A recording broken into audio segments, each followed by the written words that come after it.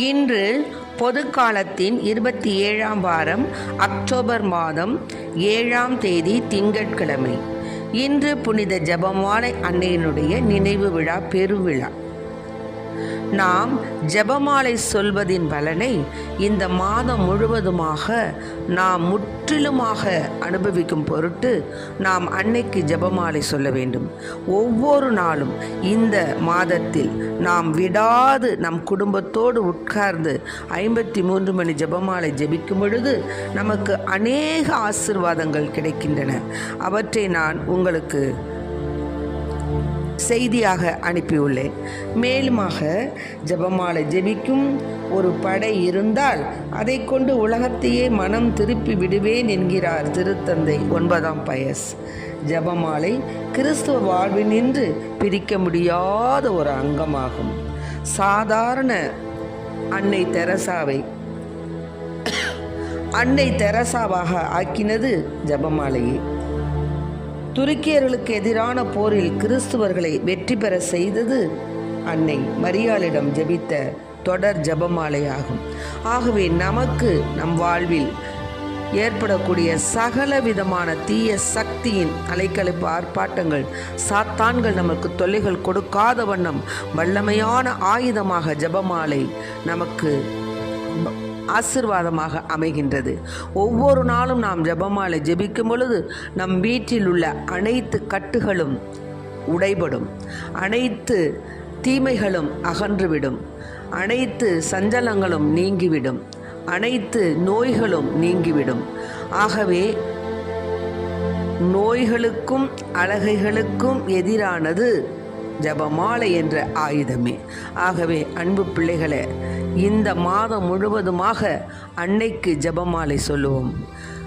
வெற்றி தரும் ஜெபமாலை, அன்னை கற்றுத்தரும் ஜெபமாலை, வெற்றி தரும் ஜெபமாலை, அன்னை கற்றுத்தரும் ஜெபமாலை. நம்பிக்கையாக சந்தோஷமாக ஜெபித்திடுவோம் தினம் ஜெபமாலையை. நம்பிக்கையாக சந்தோஷமாக ஜெபித்திடுவோம் அன்னை ஜெபமாலையை. வெற்றி தரும் ஜெபமாலை, அன்னை கற்றுத்தரும் ஜெபமாலை.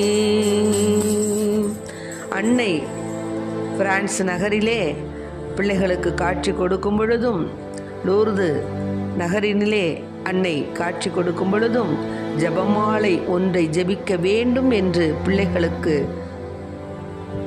கூறினார்.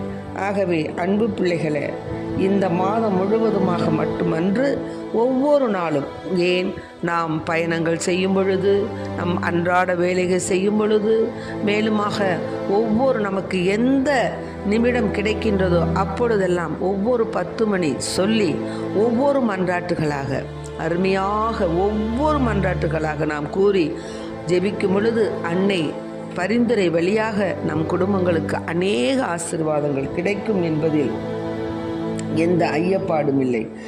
அதாவது 1573 திருத்தந்தை 13ஆம் கிரகோரி அன்னை திரு ஜெபமாலையின் அதாவது இந்த விழாவை, இந்த ஜெபமாலை அன்னையுடைய விழாவை திரு ஜெபமாலையின் விழாவாக மாற்றினார்.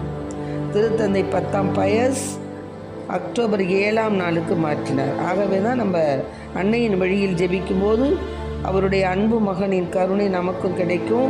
ஜெபமாலை இல்லாமல் நம் வாழ்வில் ஜெயம் கிடையாது.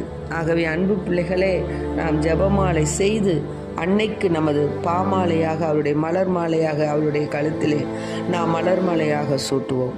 பின்வருமாறு அநேக ஜெபமாலின் முக்கியத்துவம், ஜெபமாலை செய்வதுடைய பயன் என்பதை நான் தொடர்ந்து உங்களுக்கு செய்தியாக கொடுத்துள்ளேன்.